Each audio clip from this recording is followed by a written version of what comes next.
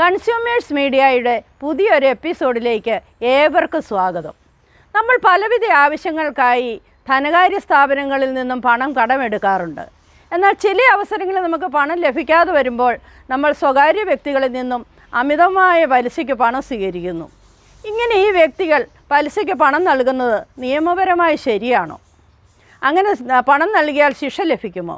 ഇന്നത്തെ നമ്മുടെ വീഡിയോ അതിനെ സംബന്ധിച്ചുള്ളതാണ്. ഇത്തരത്തിലുള്ള ഉപഭോക്തൃ സംബന്ധമായ വിവരങ്ങൾ അറിയുവാൻ നിങ്ങൾ ഈ ചാനൽ ഇനിയും സബ്സ്ക്രൈബ് ചെയ്തിട്ടില്ലെങ്കിൽ സബ്സ്ക്രൈബ് ചെയ്യുക, ലൈക്ക് ചെയ്യുക. ഞങ്ങൾ ഈ വീഡിയോയ്ക്ക് 500-ലധികം ലൈക്കുകളാണ് പ്രതീക്ഷിക്കുന്നത്. ദയവ് ചെയ്ത് സബ്സ്ക്രൈബ് ചെയ്യാനും ലൈക്ക് ചെയ്യാനും മറക്കല്ലേ. മക്കളുടെ വിവാഹ ആവശ്യത്തിനോ വീട് പണി പൂർത്തിയാക്കാനോ പണം തികയാതെ വന്നാൽ നാം എന്തൊക്കെയാണ് ചെയ്യാറുള്ളത്? നമ്മൾ പരിചയക്കാരായ എന്തെങ്കിലും ബ്ലേഡ് പലിശക്കാരോട് കൂടിയ പലിശയ്ക്ക് പണം കടം വാങ്ങാറുണ്ട് നമ്മിൽ ചിലരെങ്കിലും. ഉദാഹരണത്തിന്, ബ്ലേഡ് പലിശക്കാരൻ്റെ പക്കൽ നിന്നും 100-ന് 5 രൂപ നിരക്കിൽ 3 ലക്ഷം രൂപ കടം വാങ്ങി എന്ന് കരുതുക.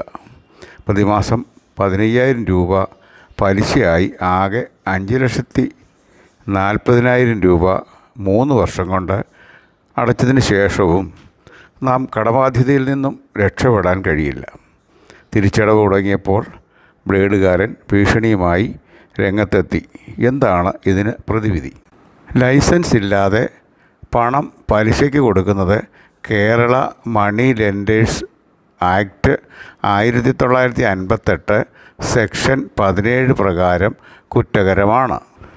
സെക്ഷൻ 2-7 പ്രകാരം പലിശയ്ക്ക് നൽകിയ ആളിൻ്റെ പ്രധാന തൊഴിലോ ഉപതൊഴിലോ പണം പലിശയ്ക്ക് നൽകുന്നതാണെന്ന തെളിവ് കടം വാങ്ങിയ ആളിൻ്റെ കൈവശം ഉണ്ടായിരിക്കണം.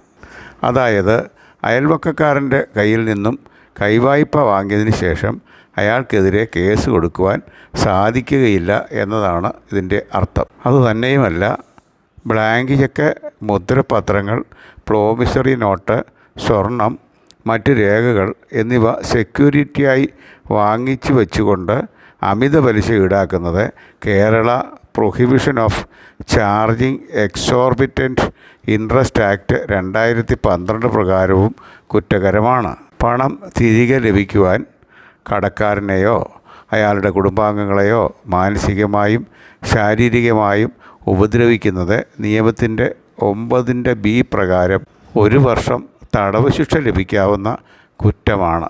ഈ നിയമത്തിൻ്റെ സെക്ഷൻ 9(2) പ്രകാരം മാനസികമായ പീഡനം മൂലം കടം വാങ്ങിയാൽ ആത്മഹത്യ ചെയ്യുകയാണെങ്കിൽ പലിശക്കാരന് 5 വർഷം തടവും 50,000 രൂപ പിഴയും ലഭിക്കും.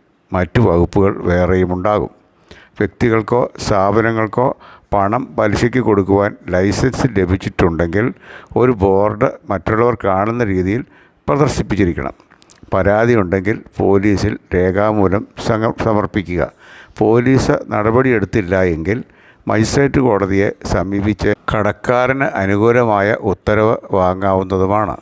ഈ വീഡിയോയുടെ നിയമപരമായ കാര്യങ്ങൾ തയ്യാറാക്കിയത് കൺസ്യൂമർ പ്രൊട്ടക്ഷൻ സൊസൈറ്റിയുടെ സംസ്ഥാന സെക്രട്ടറി അഡ്വക്കേറ്റ് KB മോഹനാണ്.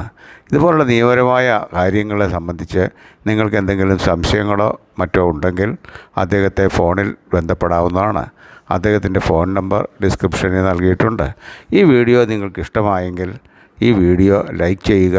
ഇതുപോലുള്ള നിയമപരമായ അറിവുകൾ തുടർന്നും നിങ്ങൾക്ക് ലഭിക്കുവാൻ ഈ വീഡിയോ സബ്സ്ക്രൈബ് ചെയ്യുക.